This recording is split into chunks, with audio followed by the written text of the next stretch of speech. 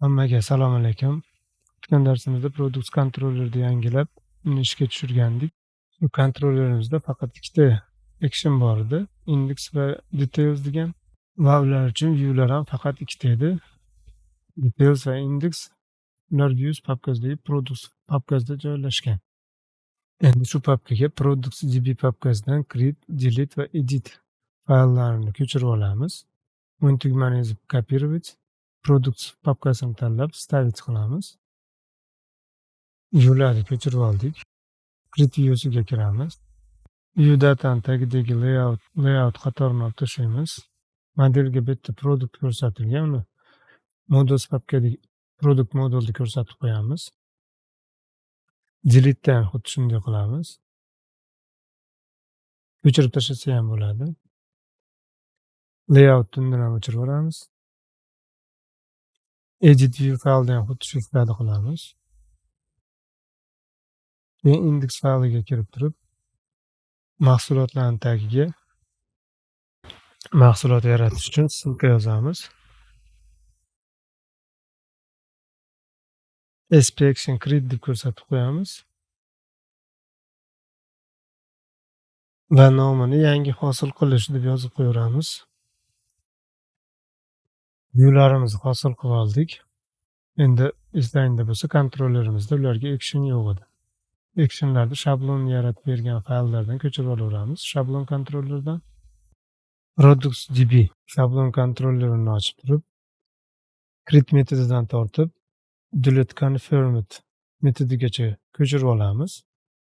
Product controller faylini ochib olamiz va product controller fayliga tashlaymiz.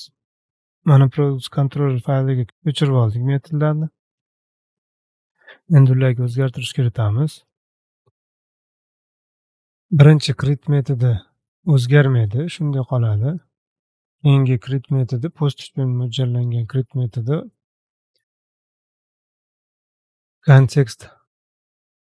kontekst qatorini va pastdagi await bilan yozilgan qatorda olib tashlaymiz va o'rniga logic add product deb yozamiz await bilan.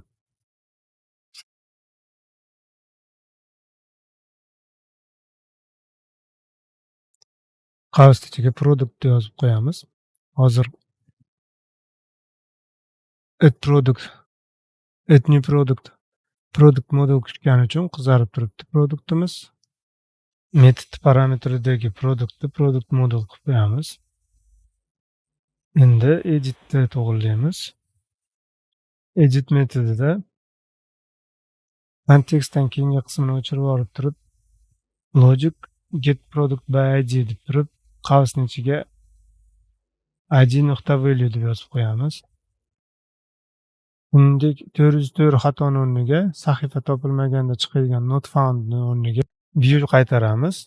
Chiroyliroq bo'lish uchun, shuning uchun hamma joyda qayta not found bo'lsa, uni o'rniga view qo'sh tirnoq yozsak, o'zi view'larni chiqarib beradi. Not foundni tanlab qo'yamiz. Bunaqa qilib not foundlarni o'zgartirib chiqamiz. Ko'chirib tashlasa ham bo'ladi. Va endi editni post metodini o'zgartiramiz. Undan shu not pastga tushirib olaman. Undan shu not foundlarni o'zgartirib chiqamiz.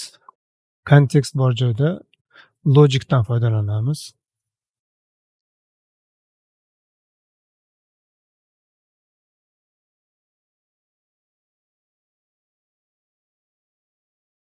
Try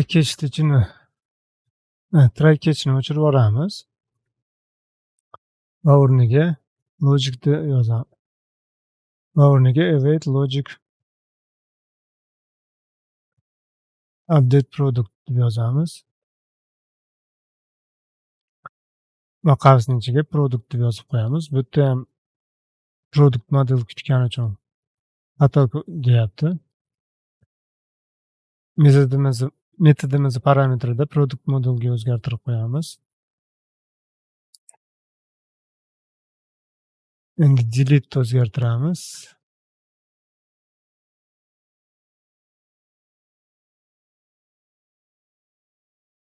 Bu metodimizdan birinchi not foundlarni o'zgartirib chiqamiz. View not found deb yozib chiqamiz. Endi kontekstni o'rniga logic deb yozib turib, undan keyin kelayotgan yozuvlardan o'chirib tashlasak bo'laveradi. Delete bo'lgani uchun logicdagi get product by id bilan oldin topib olamiz produktni.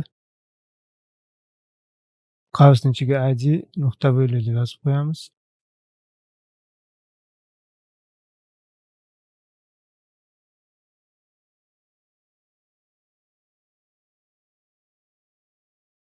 Hop, oxirgi metodimiz qoldi.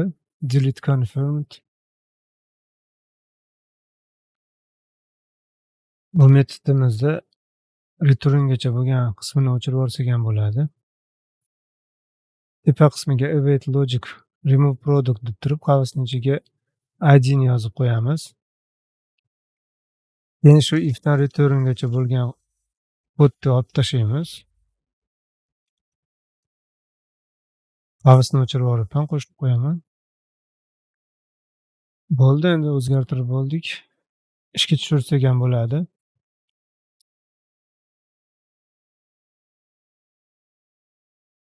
Mana ilovamiz ham ishga tushdi. Mahsulotlar ichiga kirib o'zgartirib ko'raman. Saqlayapti. O'chirib ko'raman. O'chiryapti. Yangi hosil qilib ko'raman.